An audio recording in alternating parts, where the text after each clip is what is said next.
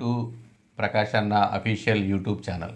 ఈరోజు మనం మ్యాథమెటిక్స్లో daily test 2 అంటే మనం డైలీ టెస్ట్ 1 డైలీ టెస్ట్ 2 అలా టెస్ట్ 1లన్నీ పెట్టుకుంటూ వెళ్దాం. మనకి ఏఎల్పి కానీ తర్వాత ఆర్పిఎఫ్ కానీ ఎస్ఎస్సి జీడీకి కానీ ఎస్ఎస్సికి కానీ అన్నిటికీ కొన్ని ఉపయోగకరమైనటువంటివి మ్యాథ్స్ 2 మీడియాలు చెప్దాం, ఇంగ్లీషు తెలుగు. చూడండి, మనకి 30 నుండి 102 వరకు గల అన్ని బేసి సంఖ్యల మొత్తము ఎంత, ఇలాంటి ప్రాబ్లమ్స్ అడుగుతూ ఉంటాడు. అంటే ఏమన్నాడు ఇక్కడ చూడండి ఒకసారి జాగ్రత్తగా. 30 నుండి 30 టు 102 వరకు ఉన్నటువంటి బేసి సంఖ్యల మొత్తము సమ్ ఆఫ్ అన్నాడు అనమాట. అంటే సమ్ ఆఫ్ ఆడ్ నెంబర్స్ అంటే బేస్ సంఖ్యలు. అంటే ఏమవుద్ది ఇక్కడ చూడండి, ఇది బేస్ సంఖ్య కాదు, ఇది సరి సంఖ్య, ఈవెన్ నెంబర్. కానీ ఇక్కడ ఏమవుద్ది, దీని తర్వాత ఉన్నటువంటి 31 నుంచి 101 వరకు 31 నుంచి 100 వరకు ఉన్నటువంటి బేసి సంఖ్యల మొత్తం కనుక్కోవాలి మనం. ఓకేనా? చూడండి ఒకసారి మనకి ఇప్పుడు n ఈజ్ ఈక్వల్ ఏమవుతుందంటే n ఈజ్ ఈక్వల్ టు దీంట్లో నుంచి దీన్ని సబ్ట్రాక్షన్ చేసేయండి. 101 101 మైనస్ 31 డివైడెడ్ బై మనకి 2 ప్లస్ 1. చూడండి ఎంత వచ్చింది ఇక్కడ. తీసేస్తే ఇక్కడ 70/2 ప్లస్ 1. 70 అంటే ఇక్కడ బై 2 అంటే 35 plus 1, that is equal to 36 numbers ఉన్నాయి. 31 నుంచి 101 వరకు 101 వరకు ఉన్నటువంటి ఆడ్ నెంబర్స్ అంటే బేసి సంఖ్యలు ఎన్ని ఉన్నాయి, మొత్తం నెంబరు 36 నెంబర్స్ ఉన్నాయి. ఇప్పుడు ఏమన్నాడు, ఆ 36 నెంబర్ల యొక్క మొత్తము సమ్ ఆఫ్. చూడండి ఫార్ములా ఏంటంటే ఇదిగోండి, S36 ఈజ్ ఈక్వల్ టు చూడండి 36/2. తర్వాత మొదటి నెంబర్ ఎంత మనకి ఇక్కడ 31 ప్లస్ 101. ఇది చూడండి మొత్తం కావాలి. సమ్ ఆఫ్ మొత్తం 36 నెంబర్ల యొక్క మొత్తము అడిగిందాడు. కాబట్టి ఏమైంది, 36/2 ఫార్ములా దట్ ఇంటూ ఏమైంది ఇక్కడ మొదటి నెంబరు చివరి నెంబరు. మొదటి నెంబర్ అంటే 31, చివరి నెంబర్ అంటే 101. ఇప్పుడు చూడండి ఇక్కడ దీని వేస్తే ఎంత ఇది 18 ఇంటూ ఇది మొత్తం 132. 18 ఇంటూ 132 అంటే హెచ్ వేసుకుంటే ఇది మనకి 2376. 2376 అంటే ఏం చేయాలి మనం ముందు, మనకి 30 నుంచి 102 నెంబర్ల యొక్క బేసి సంఖ్యల మొత్తము అంటే ఆడ్ నెంబర్స్ మధ్యలో నుంచి ఇచ్చాడు. కాబట్టి మనం ఏం చేయాలంటే ఎన్ని నెంబర్స్ ఉన్నాయో కనుక్కోవాలి. ఎన్ని నెంబర్స్ ఉన్నాయంటే ఇక్కడ నుంచి చూడండి 30 నుంచి 102 వరకు 30 అనేది సరి సంఖ్య, ఇది బేసి సంఖ్య 31 నుంచి 101. ఎన్ని ఉన్నాయంటే నెంబర్ ఆఫ్ 101లో నుంచి ఈ 31/2 వేయండి, వేస్తే ప్లస్ 1 పెట్టండి. ఇప్పుడు ఏమవుతుంది 70/2 అంటే 35 ప్లస్ 1 అంటే 36. మొత్తం 36 నెంబర్స్ ఉన్నవి 31 నుంచి. అప్పుడు సమ్ ఆఫ్ మొత్తం అది ఎంత వచ్చిందంటే మనకి 2376. అంటే ఎంత, option 2376, option A. Answer is a. ఓకేనా? చక్కగా నోట్లో రాసుకోండి ఇవన్నీ. ఇలాంటి ప్రాబ్లమ్స్ అన్నీ కూడా నేను మీకు ఎక్స్ప్లెయిన్ చేస్తూ ఉంటాను. నెక్స్ట్ ప్రాబ్లం చూడండి, సెకండ్ ప్రాబ్లం చూడండి. What is the HCF of అని పాయింట్ ఇచ్చాడు. ఏంటిది 1.08, 0.36, 0.9. అంటే ఏంటి, ఇలా గసాబా ఎంత. గసాబా అంటే మనకి ఎప్పుడైనా గుర్తుపెట్టుకోండి, ఇట్లా పాయింట్లు ఉంటే, ఇలా పాయింట్లు మన దగ్గర ఉంటే హెచ్సిఎఫ్ చేయటం వీలు పడదు. ముందు మనం ఏం చేయాలి, పాయింట్ని మనం తీసివేయాలి. పాయింట్లు తీసివేయాలంటే గుర్తుపెట్టుకోండి, ఒకటే ఒక పాయింట్ ఏంటంటే పాయింట్ తర్వాత ఎన్ని ప్లేసులు ఉన్నాయి, ఎన్ని స్థానాలు అంటారు. ప్లేసులు ఎన్ని ఉన్నాయి, ఇక్కడ 2 ఉన్నాయి. ఏది ఎక్కువ ఉందో తీసుకోవాలి. ఇక్కడ 2 ఉన్నాయి, ఇక్కడ 2 ఉన్నాయి, ఇక్కడ 1 ఉంది. ఎక్కువ ఉన్నా తీసుకోండి. అంటే ఇది చూడండి 2 స్థానాలు ఉన్నాయి. పాయింట్ తర్వాత ఉన్న స్థానాలు 2. ఓకే, ఆ 2 స్థానాలు అంటే దట్ ఈజ్ ఈక్వల్ 100 అని అర్థం. 100తో మీరు ఇంటూ చేస్తే పాయింట్లన్నీ వెళ్ళిపోతాయి. ఎలా వెళ్ళిపోతాయి నేను చూపిస్తాను చూడండి. పాయింట్ ఈ 2 అనేది ఏంటి, పాయింట్ తర్వాత ఉన్న స్థానాలు, ప్లేసెస్. 2 ప్లేసెస్ ఉన్నాయి. 2 ప్లేసెస్ అంటే 2 జీరోస్ అంటే 100తో ఇంటూ చేయాలి. ఓకేనా? చూడండి దీన్ని 1.08 ఇంటూ 100, 0.36 ఇంటూ 100, ఇక్కడ 0.9 ఇంటూ 100. ఏం చేయాలి ఇప్పుడు మనం? ఎలా హెచ్ చేయాలి చూడండి, ఇక్కడ మనకి ఇదిగోండి 108, 2 జీరోలు పెట్టాలి. పాయింట్ ఎక్కడ పెట్టాలంటే 2 స్థానాల తర్వాత, బ్యాక్ నుంచి 2 స్థానాల తర్వాత. ఓకే, ఇక్కడ కూడా చూడండి 2 జీరోస్ పెట్టాలి. పాయింట్ ఎక్కడంటే 2 స్థానాల తర్వాత. ఇక్కడ కూడా చూడండి 1 స్థానం తర్వాత. 1 స్థానం తర్వాత పాయింట్ తర్వాత ఒక ప్లేస్ ఉంది కాబట్టి వెనక నుంచి ఒకటి. ఇప్పుడు ఏమైంది? ఇక్కడ 108, ఇక్కడ 36, ఇక్కడ 90. చూడండి, పాయింట్ తీసివేసేసాం. ఇంకా పాయింట్ అనేది వెళ్ళిపోయిన తర్వాత మనకి ఎన్ని వచ్చినాయి? ఇక్కడ మనకి 3 నెంబర్లు వచ్చినాయి. ఏమొచ్చినాయి 3 నెంబర్లు? చూడండి, ఒకటేమో 1. చూడండి, మనం హెచ్సిఎఫ్ చేసేటప్పుడు, గసాబా చేసేటప్పుడు పాయింట్లు తీసేసిన తర్వాత 3 నెంబర్లు వచ్చినాయి. ఒకటేమో 108, 36, 90. ఈ మూడిటికి హెచ్సిఎఫ్ గసాబా ఎలా కనుక్కోవాలో చూడండి ఒకసారి. చూడండి, 108, 108, 36, 90. ఇలా భాగాహార పద్ధతిలో డివిజన్ మెథడ్లో ఎలా చేయాలంటే, ఈ మూడిటిలో పోయే టేబుల్ ఎక్కము. ఈ మూడిట్లో ఉండాల్సిందే. అదే ఎల్సిఎంలో అయితే రెండిట్లో పోయినా చేయొచ్చు, కానీ హెచ్సిఎఫ్ అట్ట కుదరదు. మూడిట్లో, ఈ 3లో పోయే టేబుల్ ఏంటో చూసుకోవాలి. చూడండి, మూడిట్లో పోయే టేబుల్ అంటే ఇక్కడ 3. ఓకే, చూడండి 3 టేబుల్. ఇక్కడ 3 3 9, 3 6 18. ఓకే, 3 1 3, 3 2 6, 3 3 9 0. మళ్ళీ 3 టేబుల్ వేద్దాం. ఓకే, 3 1 3, 3 2 6, 3 4 12. ఇక్కడ 3 1 0. ఇంకా రెండో ఎక్కం మాత్రమే పోతుంది. చూడండి, దీంట్లో రెండో ఎక్కం, దీంట్లో రెండో ఎక్కం, దీంట్లో రెండో ఎక్కం. Okay, 2 table, 2 table, 2 table. రెండో ఎక్కం 2 6 12, 2 2 4, 2 5 10. 3లో పోవాలి కంపల్సరీ టేబుల్, కానీ ఇక్కడ ఏం పోదు, మూడిట్లో పోదు. కాబట్టి ఇక్కడితో అయిపోయింది. ఇక్కడితో హెచ్సిఎఫ్ అయిపోయింది. ఇప్పుడు ఈ మూడే మనకి HCF. HCF is equal to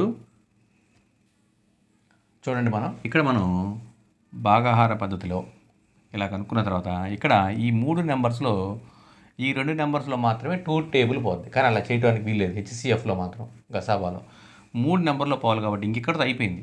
ఇక మనకు వచ్చినటువంటి హెచ్సిఎఫ్ ఏంటంటే 3 ఇంటూ 3 ఇంటూ 2, 3 3 9, 9 2 18. కానీ ఆన్సర్ ఇది కాదు. ఎందుకని? ఇక్కడ మనం పాయింట్లు తీసేయటం కోసం ఇంటూ 100 ఎందుకు పెట్టామంటే, పాయింట్ తర్వాత 2 స్థానాలు ఉన్నాయి కాబట్టి పెట్టాం. అలాగే ఇప్పుడు ఏం చేయాలి? దీనికి డివైడెడ్ బై 100 వేయాలి. ఆ యొక్క పాయింట్ మళ్ళీ పెట్టాలి. కాబట్టి అప్పుడు ఏమైంది?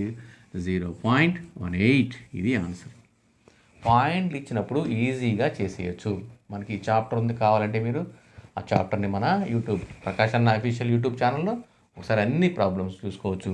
So answer is 0.18, option A. So answer is a. Next third problem చూడండి. థర్డ్ ప్రాబ్లం ఉంది √0.01 ప్లస్ మళ్ళీ √0.0064 అని ఇచ్చాడు. సో మనకి ఇలాంటి ప్రాబ్లమ్స్ చాలా ఈజీగానే ఉంది, కానీ మనం చేయటం కూడా చాలా ఈజీగా ఉంటుంది. ఒకసారి చూడండి, 0.01 ప్లస్ 0.0064 ఇది రూట్. ఇక్కడ ఇంకొక రూట్ గుర్తుపెట్టుకోండి. ఒక రూట్లో ఉన్నప్పుడు 2 స్థానాలు, 2 ప్లేసులు కలిపి ఒకటి అయిపోద్ది రూట్ బయటకు వచ్చేటప్పటికి. కాబట్టి దీని వాల్యూ చూడండి. దీని వాల్యూ వరకు నేను ఏం చేస్తానంటే 0. ఇంకా రూట్ వెళ్ళిపోయింది. 0. ఈ 2 జీరోలు పోతే ఒక 0. 64 అంటే 8 8 64, 8. 0.08. ఇక్కడేమో 0.01. చూడండి ఒకసారి, ప్లస్ ఈ రూట్ బదులు మనకు వచ్చినటువంటి ఈ రూట్ మనకు కనబడుతుందా? దీని బదులు 0.08 వచ్చింది. ఓకేనా? ఇప్పుడు ఈ 2 యాడ్ చేసామనుకోండి, చూడండి ఏమొచ్చిందో 0.09. ఈ 2 యాడ్ చేసేసుకుంటే 0.09. 0.09 అంటే ఇదిగోండి, దీనికి 2 స్థానాలు ఉంటే పాయింట్ తర్వాత ఒక స్థానం అయిపోయింది. 0. ఇక్కడ 9 అంటే 3 3 3 3 9. కాబట్టి ఈ 2 స్థానాలు ఒకటి వచ్చేస్తుంది, 0.3. Answer is 0.3. ఎక్కడ చూడండి ఆ ఆప్షన్లో మనకి డి, ఆప్షన్ డి. ఓకేనా?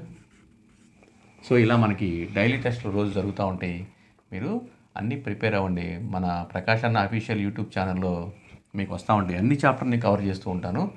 జాగ్రత్తగా మీరు నోట్స్ రాసుకొని ప్రిపేర్ అవుతుంటే ప్రాక్టీస్ కింద ఉంటుంది. ఓకే, నెక్స్ట్ ప్రాబ్లం చూడండి. ప్రాబ్లం చూడండి ఏమన్నాడు ఇక్కడ, what is the value of X. X value కనుక్కోవాలి. చూడండి ఇక్కడ 1/5 + 1/2 + 1/x ఈజ్ ఈక్వల్ టు 12 అయిన ఎక్స్ విలువ ఎంత అన్నాడు.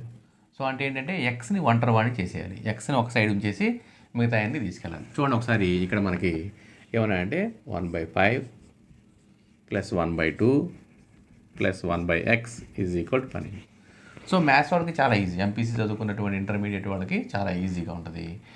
మ్యాథ్స్ కానివాడు కొంచెం కష్టంగా ఉంటుంది కాబట్టి వాళ్ళని కూడా మనం దృష్టిలో పెట్టుకొని చెప్పుకుందాం. చూడండి ఇక్కడ ఎక్స్ ఉంది కాబట్టి దీన్ని ఎక్స్ని ఒంటరివాణి చేసేయాలి. ఎక్స్ అనే ఒక్కటే ఉండాలి, 1/x కూడా ఉండకూడదు, ఒట్టి ఎక్సే ఉండాలి. కాబట్టి ఇది ప్లస్ తర్వాత ఉంది కాబట్టి దీన్ని ఎక్కడే ఉంచేసి ఇవి అటు తీసుకెళ్ళిపోదాం. చూడండి ఇక్కడ 1/x ఇలాగే ఉంచండి. ముందు 12 - 1/5 మొత్తం వెళ్ళిపోయింది ఇదంతా. ఇక్కడ -1/2 ఇక్కడ ఏం లేకపోతే 1 ఉన్నట్టు. దీని వరకు ఎల్సిఎం చేస్తే 10. ఎల్సిఎం చేస్తే 10 వచ్చింది. ఇక్కడ చూడండి ఇక్కడ 1 టేబుల్ దీంట్లో 10 టైమ్స్ పోద్ది. 10 × 10 × 12 అంటే 120. 120 మైనస్ చూడండి ఇక్కడ 5 టేబుల్ దీంట్లో 2 టైమ్స్ పోద్ది. 2 టేబుల్ 5 2 ఏకం 5 సార్లు పోయింది. ఓకేనా. ఇక్కడ చూడండి 120 - 7/10 దట్ ఈజ్ ఈక్వల్. ఇక్కడ 7 తీసేస్తే చూడండి చూడండి ఒకసారి 113 113/10 ఏంటిది 1/x. కానీ ఇక్కడ 1/x ఉండకూడదు, ఓన్లీ ఎక్స్ ఉండాలి. కాబట్టి ఈ ఎక్స్ని అటు తీసుకెళ్దాం. ఈజ్ ఈక్వల్ టు ఈ ఎక్స్ అటు వెళ్తే ఏమవుద్దంటే డివిజన్లో ఉన్నది ఇటు వెళ్తే ఇంటూ అవుద్ది. అది తీసుకొద్దాం. చూడండి 1 ఇంటూ ఇది ఇటు వస్తే ఏమవుద్దంటే తిరగబడుతుంది 10/113 దట్ ఈజ్ ఈక్వల్ టు ఇది వస్తే మొత్తం బై అవుద్ది అనమాట. కాబట్టి 10/113 ఈజ్ ఈక్వల్ టు ఎక్స్ ఇటు వెళ్తే X. Therefore X is equal to 10/113. ఇది ఆన్సర్. సో ఆన్సర్ ఈజ్ 10/113 అంటే ఎక్కడ ఉంది మనకి ఆప్షన్ బి 10/113. సో కాబట్టి ఆప్షన్ బి. ఓకేనా. నెక్స్ట్ ప్రాబ్లం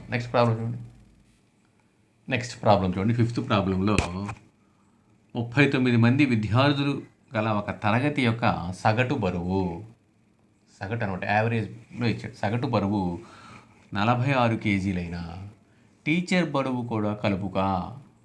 టీచర్ యొక్క బరువును కలుపుకుంటే సగటు 500 గ్రాములు పెరిగినది. 500 గ్రాములు పెరిగినది అయినా టీచర్ బరువు ఎంత. చాలా ఈజీగా షార్ట్ కట్ మెథడ్లో చక్కగా ఈజీ చేసేది. చూడండి ఒకసారి మీరు జాగ్రత్తగా చూడండి. 39 మంది విద్యార్థుల మొత్తము బరువు. చూడండి ఒకసారి మొత్తం బరువు 39 మంది విద్యార్థుల మొత్తము బరువు అంటే చూడండి 39 × 46. 46 ఏంటి సగటు బరువు ఇచ్చాడు మనకి. సగటు బరువు 46 కాబట్టి మొత్తము బరువు అంటే 39 మంది కదా. 39 × 46. ఓకేనా. చూడండి 39 మంది విద్యార్థులు ఒక తరగతి యొక్క సగటు బరువు 46 కేజీలు.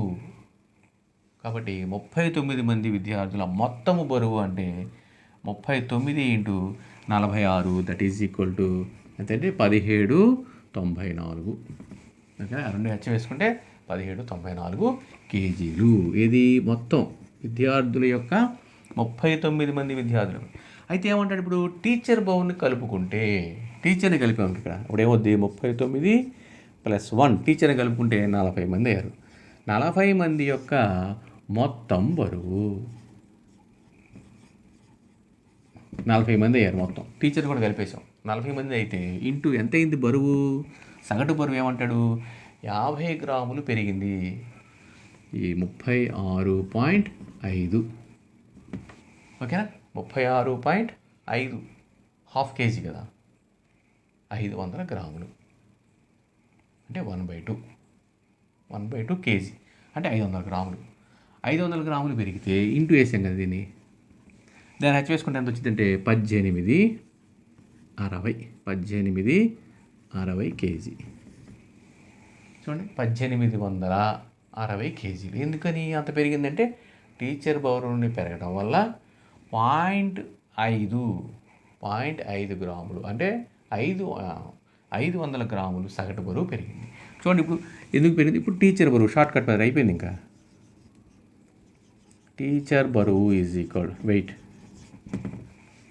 1860 మైనస్ 1794 తీసివేస్తే మనకి ఇక్కడ చూడండి 1866 కేజీలు 66 కేజీలు టీచర్ బరువు ఇదనమాట. ఈజీ మెథడ్ అనమాట. ఈజీ మెథడ్ చేసుకోవచ్చు. ఓకే, నెక్స్ట్ ప్రాబ్లం చూడండి. నెక్స్ట్ ప్రాబ్లం చూడండి. ఇక్కడ మనకి 66 కేజీలు అంటే ఎక్కడ ఉంది? ఇక్కడ ఆప్షన్స్లో C, option C. So answer is C అనమాట. ఓకే, నెక్స్ట్ 6th ప్రాబ్లం చూడండి. ఇక్కడ ఏ కామా బీల ఇద్దరి వద్ద కలిపి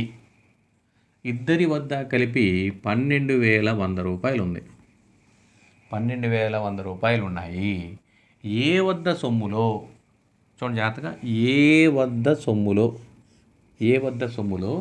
4/15వ వంతు, ఏ వద్ద సొమ్ములో 4/15వ వంతు బి వద్ద సొమ్ములో చూడండి ఒకసారి, బి వద్ద సొమ్ములో 2/5వ వంతుకు సమానము. అది ఇచ్చింది చూడండి. వాడు ఇచ్చినటువంటి వర్డ్కి ఇది లెక్క. ఏ వద్ద సొమ్ములో 4/15వ వంతుకు బి వద్ద సొమ్ములో 2/5వ వంతుకు సమానము అంటే ఇది. కాబట్టి బి తీసుకొచ్చేస్తే ఏమవుతుందంటే A/B. చూడండి ఒకసారి, A/B ఈజ్ ఈక్వల్ టు ఇది తీసుకెళ్ళిపోతే చూడండి 2/5 ఇంటూ ఇది వెళ్తే 15/4. ఇక్కడ 5 3 ఇది 2 ఎంత వచ్చింది? ఇప్పుడు A/B is equal to 3:2. A/B is equal to 3:2. అయితే ఏంటి? ఈ నిష్పత్తిలో వాళ్ళ దగ్గర డబ్బులు ఉన్నాయి. అయితే ఆ మొత్తము సొమ్ములో బి భాగము ఎంత అన్నాడు. చూడండి, మొత్తం అంటే ఎంత? ఇది A+B. A+B అంటే ఎంత? అక్కడ 5 అనగా ఎంత వచ్చాడు మనకి? 12,100. మొత్తం అంటే 3+2. ఇప్పుడు బి అంటే ఎంత చూడండి? బి అంటే భాగం ఎంత? 2 అనగా ఎంత అని అర్థం. ఓకేనా? కాబట్టి ఇది ఇంటూ ఇది 2 ఇంటూ 12,100 డివైడెడ్ బై 5 ఇక్కడ వేసుకుంటే ఇక్కడ 5 2 10, 5 4 20, 5 2 10 0. ఇప్పుడు దీన్ని 2తో చేసుకుంటే చూడండి 0 4 8 2 4 4,840. చూడండి 4,840 అంటే options A. Answer is a. Okay, next problem చూడండి. 7th ప్రాబ్లంలో 4 సంవత్సరాల క్రితం తండ్రి వయసు కొడుకు వయసుకు 3 రెట్లు. 4 సంవత్సరాల తరువాత తండ్రి మరియు కొడుకు వయసుల మొత్తము వయసు 64 సంవత్సరాలు అయినా ప్రస్తుతము తండ్రి వయసు ఎంత? చూడండి, ఇక్కడ మనకి 4 సంవత్సరాల క్రితం. 4 సంవత్సరాల క్రితము అంటే ఇలా వేసుకోండి. ఇదిగోండి, ఇలా వేసుకొని ఇది క్రితం అనమాట.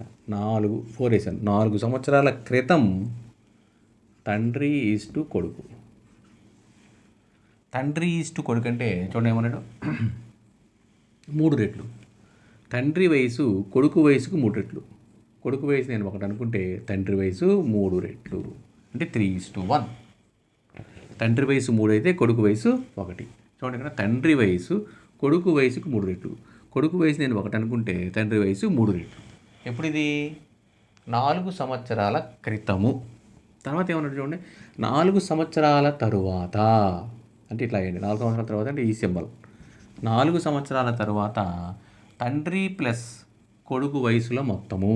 తండ్రి ప్లస్ కొడుకు వయసుల మొత్తము 64 సంవత్సరాలు. తండ్రి ప్లస్ కొడుకు వయసుల మొత్తము 64 సంవత్సరాలు. ఓకేనా? ఇద్దరు కలిపి.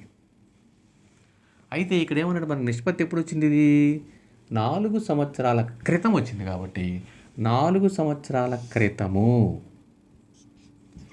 తండ్రి ప్లస్ కొడుకు వయసుల మొత్తం ఎంత అంటే 64లో నుంచి ఎంత తీసివేయాలి? ఇక్కడ ఒకరికేమో తరువాత క్రితము అంటే ఒక 8 + 8 తీసివేయాలి. సో 64 - 16 తీసేస్తే 48 ఇయర్స్. ఎప్పుడు ఇది? 4 సంవత్సరాల క్రితం తండ్రి ప్లస్ కొడుకు వయసుల మొత్తము 48 సంవత్సరాలు. ఈ 48 సంవత్సరాలని మనం ఏం చేయాలి? 3:1 నిష్పత్తిలో విడగొట్టుకోవాలి. 3:1 అంటే ఎంత? ఇక్కడ ఇది మొత్తం ఇది 4 అనగా 48 అయితే తండ్రి వయసు అంటే 3 అనగా ఎంత? చూడండి ఇక్కడ 3 × 48 / 4 36 సంవత్సరాలు. ఎప్పుడు ఇది? 4 సంవత్సరాల క్రితం తండ్రి ప్లస్ కొడుకు వయసులో మొత్తం ఇంత అయితే నిష్పత్తి ఏమో 3:1 వచ్చింది కాబట్టి తండ్రి వయసు 4 సంవత్సరాల క్రితం 36 సంవత్సరాలు అయితే తండ్రి వయసు ప్రస్తుతము 36 + 4 దట్ ఈజ్ ఈక్వల్ 40 సంవత్సరాలు. ఓకేనా? ఈ వయసు చాప్టర్ మాత్రం దగ్గర 10 వీడియోలు ఉన్నాయి మనకి. 10 వీడియోలు మీరు కంప్లీట్గా చూడండి, మీకు అన్ని మోడల్స్ మీకు కవర్ చేయడం జరిగింది. So answer is 40 years. ప్రస్తుతము తండ్రి వయసు ఎంత? 40 సంవత్సరాలు. అది అడిగింది ప్రస్తుతం తండ్రి వయసు కాబట్టి option C. Okay, next problem చూడండి. నెక్స్ట్ 8 ప్రాబ్లంలో మనకి 4,5 గంటల మధ్య ఏ సమయంలో గడియారంలోని 2 ముళ్ళులు ఏకీభవించకుండా ఒకే సరళ రేఖపై వ్యతిరేక దిశలో ఉంటాయి? వ్యతిరేక దిశలో అంటే ఆపోజిట్ సైడ్లో ఉండాలన్నమాట. ఓకేనా? ఏ సమయంలో ఉంటాయి? 4,5 గంటల మధ్య. చూడండి జాగ్రత్తగా, నేను మీకు చూపిస్తాను ఇక్కడ. ఇది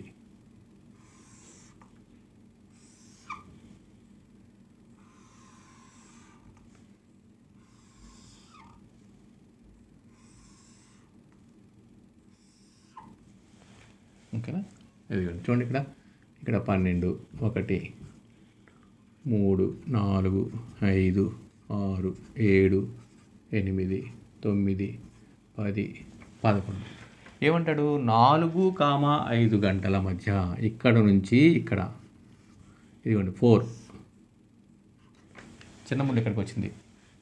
పెద్ద ముళ్ళు ఏమైంది? ఇక్కడ నుంచి తిరిగి ఇక్కడ రావాలి. వ్యతిరేక దిశలో అంటే ఇది ఏకీభవించకుండా ఇక్కడ రావాలి.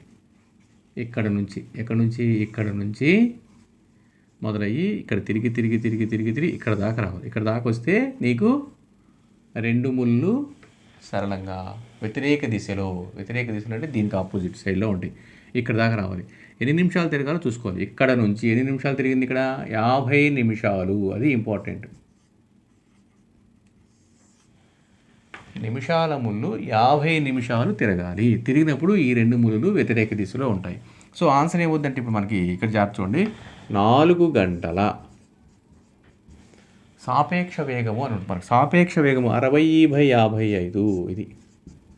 ఇది అన్నిటికీ కామనే. ఈ చాప్టర్ కూడా ఉంది మనకి, గడియారాల చాప్టర్ కూడా అన్ని మోడల్స్ ఉన్నాయి కాబట్టి ఒకసారి చూడండి. ఇంటూ 50 నిమిషాలు. ఇదే ఆన్సర్. ఇంకా అయిపోయింది.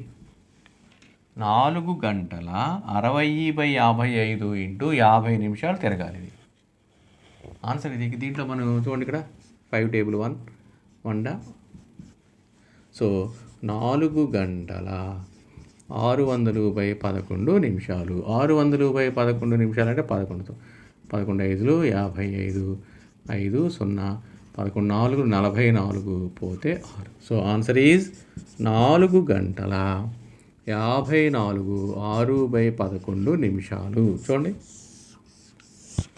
4 గంటల 54 6/11 54 6/11 నిమిషాలు. ఓకేనా? Option B. So answer is B. Next problem చూడండి. ఒకసారి ఇక్కడ ఒక పరీక్షలో 40% మంది విద్యార్థులు ఆంగ్లంలోను 35% మంది విద్యార్థులు గణితంలోనూ ఫెయిల్ అయ్యారు.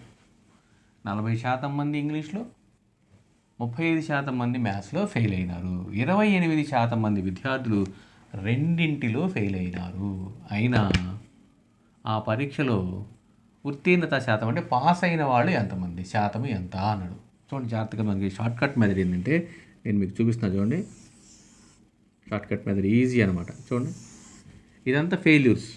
ఈ ఫెయిల్యూర్స్లో ఇక్కడ ఏమన్నాడు? ఫస్ట్ ఇంగ్లీష్, ఇక్కడ మ్యాథ్స్. ఇంగ్లీష్ వాళ్ళు ఎంతమంది ఫెయిల్ అయ్యారంటే 40% ఫెయిల్యూర్స్.